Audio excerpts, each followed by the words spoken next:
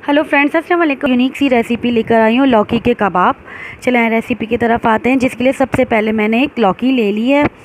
और ये लौकी गर्मियों के लिए बहुत अच्छी सब्ज़ी भी है, क्योंकि ठंडी सब्ज़ी है और इसका इस्तेमाल बहुत फ़ायदेमंद है। खैर, यहाँ पे मैंने आधी लौकी ले ली है। इसको हेड एंड टेल कट करके मैं इसको मतलब छीलूँगी बारीक बारीक सा ना। आप लोग नाइफ़ की मदद से भी छील सकते हैं या कटर की मदद से भी इसको पतला पतला सा छील सकते हैं, ताकि हमारी लौकी वेस्ट ना हो। अच्छी तरीके से इसको छीलने के बाद धोकर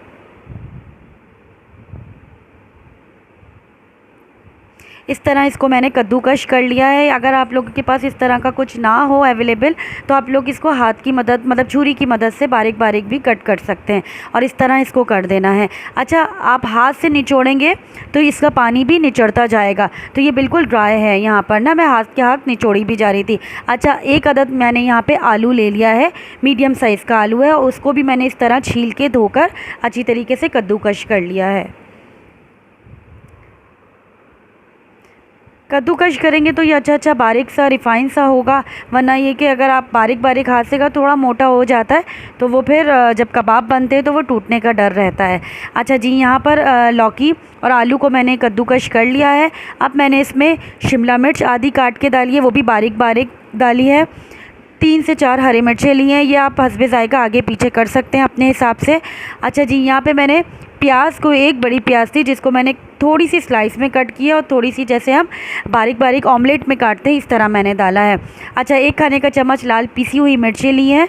1/4 टीस्पून मैंने इसमें पिसा हुआ गरम मसाला लिया है।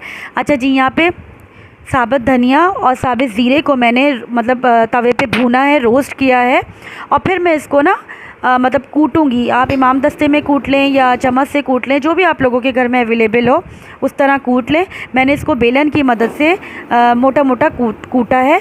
अच्छा जी, यहाँ पे जब हम रोस्ट करते हैं ना ऐसी चीज़ों को, तो जब वो हम कबाब खाते हैं तो वो बड़ी सौंधी सी स्मेल आती है, और वो स्मेल बहुत अच्छा फ्लेवर देती है, इसलिए मैंने रोस्ट किया है। अच्छा जी, यहाँ पे मैंने 2 खाने के चम्मच भर के बेसन डाला है, जिससे ये हमारी बाइंडिंग के बहुत अच्छा काम करेगी। तो इसके लिए हमें कोई अंडा, ब्रेड क्रम या मैदा कुछ नहीं लगाना पड़ेगा। आप ये एंड में मेरे साथ बने रहिएगा, आप ये देखिएगा कि मेरे कबाब टूटे भी नहीं हैं और बहुत अच्छे बाइंड हुए हैं। अच्छा जी, आप इसको अच्छी तरीके से मसल लीजिए। अभी मैंने इसमें नमक ऐड नहीं किया है, कि जब हम इस तरह की रेसिपीज़ बनाते हैं तो जब नमक ऐड करते हैं तो उसके बाद फ़ौरन फ्राई कर लेना चाहिए, क्योंकि नमक आपको पता है प्याज भी दली हुई और पानी छोड़ता है, तो वो फिर ऑलरेडी गीले गीले से हो जाएंगे, तो फिर नहीं संभाल सकते। अच्छा जी, यहाँ पे मैंने नमक हस्बे ज़ायका ऐड किया है, क्योंकि बस अब मेरा फ्राई का टाइम स्टार्ट हो गया था, तो अब मैंने इसको किया। अब आपके ऊपर है, आप इसका शेप जैसे भी दें, शामी कबाब का दें, गोला कबाब का दें, सीख कबाब का दें।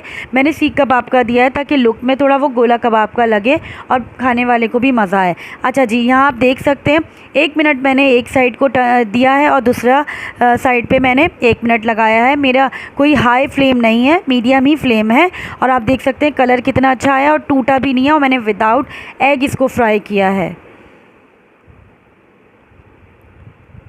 ये इतना लजीज खाने में थे कि हमारे घर में किसी को भी अंदाज़ा नहीं हो रहा था कि ये सब्ज़ी के कबाब बने हुए हैं या मतलब लौकी के बने हुए। किसी को भी नहीं, इतना जायका इसका ज़बरदस्त था, बहुत अच्छा था। और लौकी है ही हमारी ठंडी सब्ज़ी, तो और बहुत फ़ायदेमंद है। खैर, आप प्लीज़ मेरी इस रेसिपी को ज़रूर ट्राई करिएगा, मुझे अपने कमेंट सेक्शन में बताइएगा कैसी लगी।